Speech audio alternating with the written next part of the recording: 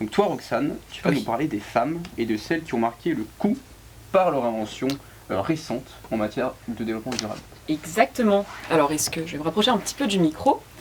Je vais vous parler des femmes qui ont fait la différence avec leur innovation verte.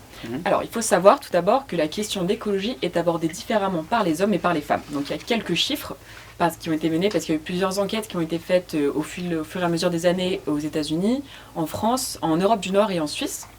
Donc là, par exemple, il y a eu une enquête par l'OFS, donc l'Office fédéral de la statistique en Suisse, en 2020, qui a montré que 65% des femmes sondées voient un problème dans les sujets environnementaux, contre 56% des hommes. Il y a aussi le fait que 76% d'entre elles sont prêtes à prendre en compte la consommation d'énergie des petits appareils, contre 69% pour les hommes. Et enfin, lors des courses, les femmes sont 46% des femmes favorisent la plupart du temps ou toujours se dirigent plutôt vers des produits bio, contre 40% pour les hommes.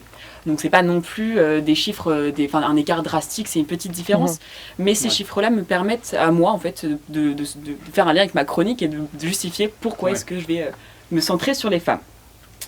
Donc en septembre de cette année, il y a eu le journal de la Tribune de Genève qui a fait une sorte d'enquête et de compte-rendu sur ce sujet-là, et qui a relevé plusieurs femmes.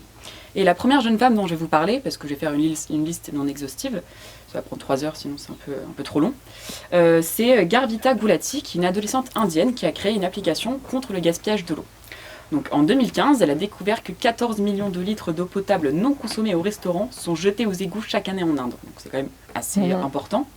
Donc elle avait 15 ans à l'époque, elle a été complètement choquée et elle a décidé de réagir en allant voir les restaurateurs et en leur proposant une solution de soit remplir le verre à moitié ou alors de le remplir en fonction de la demande du client.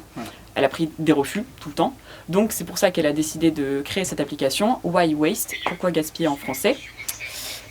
Et dès 2017, donc 2 ans après, il y a eu un succès fulgurant, tellement fulgurant que la Fédération des restaurateurs, donc ça fait comme 500 000 établissements, ont réagi, se rendant compte qu'en fait cette technique du verre à moitié plein, ça fait des économies, et ces économies c'est 10 millions de litres d'eau potable en 5 ans. Donc c'est plutôt pas mal. On retourne en Suisse, à Genève, il y a 2 amies, Fanny Coustaline et Caroline Domaine, qui sont 2 militantes écologistes qui soutiennent le développement durable et souhaitent promouvoir la réduction des déchets, qui ont créé une association à but non lucratif, les Défricheuses, dans le but de permettre au plus grand nombre de voir la vie en vert, comme elles disent.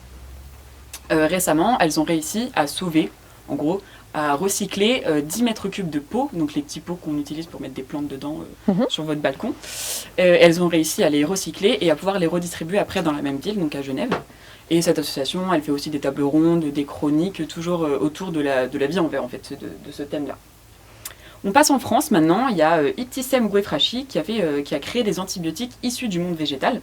Donc cette Tunisienne qui maintenant habite en France est connue à l'international pour ses recherches sur la biodiversité, sur la valorisation des bioressources et surtout dans les zones arides, et surtout sur ces antibiotiques issus du monde végétal, ce qui constitue donc une voie prometteuse dans la lutte contre les bactéries multirésistantes. Finalement, on passe en Grande-Bretagne avec Lucy Hughes qui, à base de déchets de poissons, elle veut en faire des bioplastiques. Donc en fait, elle est passée devant une pêcherie et elle a été choquée par le nombre de déchets et de restes de poissons. Et elle s'est dit, ok, je vais en faire quelque chose. Donc elle a obtenu un matériau souple et résistant qui peut être utilisé comme emballage ou protection alimentaire. Et en fait, il se décompose en 4 à 6 semaines en compost. Elle a créé sa start-up Marinatex. Elle attend encore les autorisations sanitaires pour lancer la production. D'accord, voilà. Et du coup, mais est-ce qu'il y aurait une récompense, quelque chose de ce type pour vraiment mettre en avant ces femmes qui ont, comme on l'a vu, ont vraiment su innover, ou plutôt que de voir au cas par cas ce qui a été fait par exemple? Est-ce qu'il y a une récompense? Oui, bien sûr, effectivement. C'est vrai que là j'ai cité que des femmes qui viennent du monde entier, mais je les ai prises un peu comme ça, sorties nulle part ponctuellement. Mais il y a un prix en France en tout cas, c'est le prix des femmes de la transition écologique. Donc, organisé par Andera Partners et Green Universe, ce prix met en avant 20 championnes des énergies renouvelables, de l'hydrogène vert, de la rénovation énergétique, de la mobilité durable ou encore du financement. Elles ont été sélectionnées parmi 120 candidates françaises par un jury professionnel en mars 2022, mais ça c'est un prix qui existe depuis 2018, donc il a maintenant 5 ans.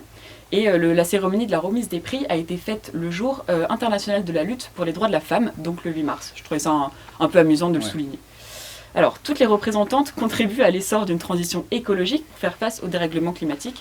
Et il y a 5 catégories comme c'est affiché. Il y a le secteur privé, le secteur public, innovation, association, finance. Et pour chaque catégorie, il y a une lauréate et une nominée. Et il y a aussi le prix du coup de cœur du jury qui récompense une action exemplaire. Je n'ai pas toutes cité les 20 représentantes, j'en ai pris 2, une dans le secteur privé et une dans le secteur public. Il y a donc Marie Godard-Piton dans le secteur privé qui veut décarboner le ciment. En fait, elle est directrice de la performance et des investissements d'un grand cimentier français et elle veut brûler 100% des combustibles alternatifs aux énergies fossiles d'ici 2025 en France et 40% à l'international d'ici 2030. L'ingénieure, elle travaille aussi sur la réduction du taux de clinker, je ne sais pas comment ça se prononce, voilà, c'est un constituant du ciment, sur les lignes de cuisson moins énergivores, sur la numérisation pour optimiser les procédés et consommer moins, la capture du COD et l'association avec la production d'hydrogène. En gros, son objectif est de récupérer 500 000 tonnes de CO2 en 2026. Et finalement, dans le secteur public, il y a Georgina Greton, qui est directrice d'excellence environnementale Paris 2024. Son objectif, c'est de faire des Jeux olympiques et paralympiques de la capitale française un modèle écologique plus sobre en énergie et en ressources naturelles.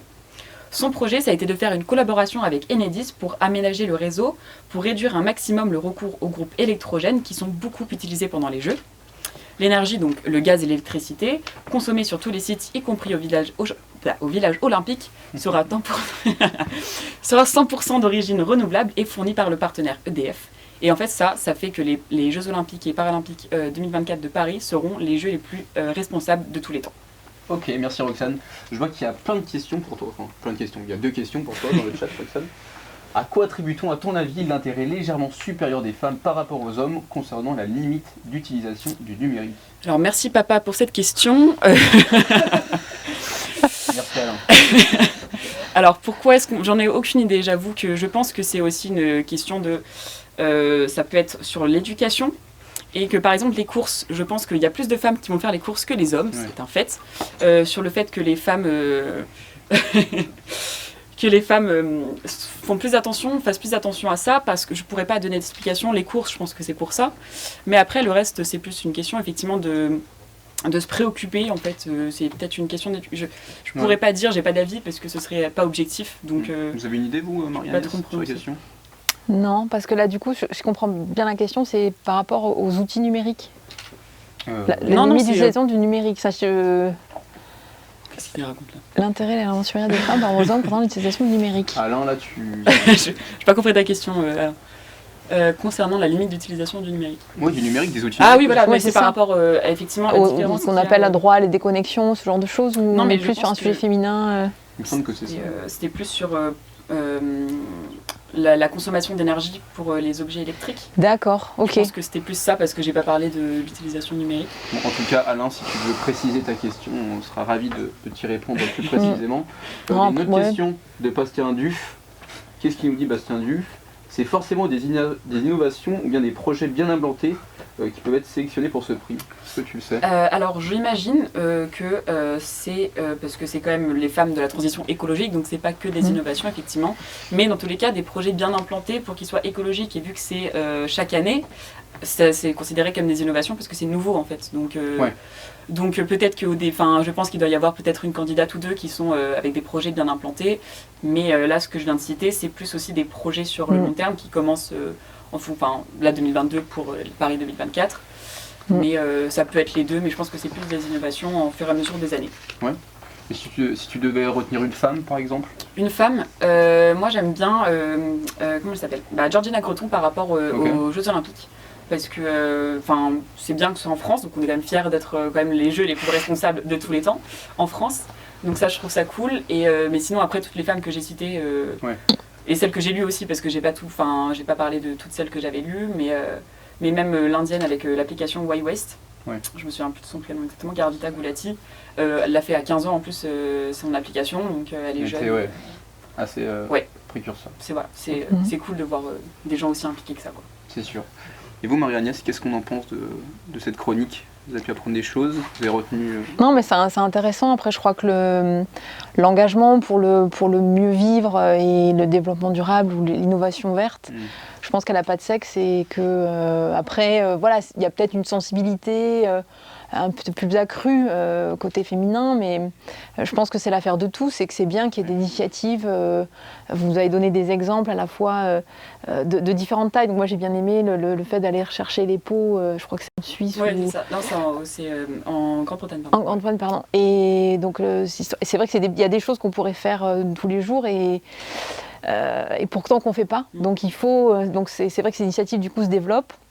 Et après, vous avez des projets beaucoup plus gros. Vous avez mentionné dans la personne qui a eu le prix dans le process de fabrication du béton. Et c'est vrai qu'on a pris l'habitude en fait, de consommer. Et aujourd'hui, on dit mais comment consommer autrement? Il faut savoir que, par exemple, sur le territoire aujourd'hui, une partie de vos déchets, ce qu'on appelle les déchets secs, les résidus du bac jaune, quand il y a des choses qu'on n'arrive pas à trier, ça devient un combustible de substitution et ça intègre le process de fabrication du béton.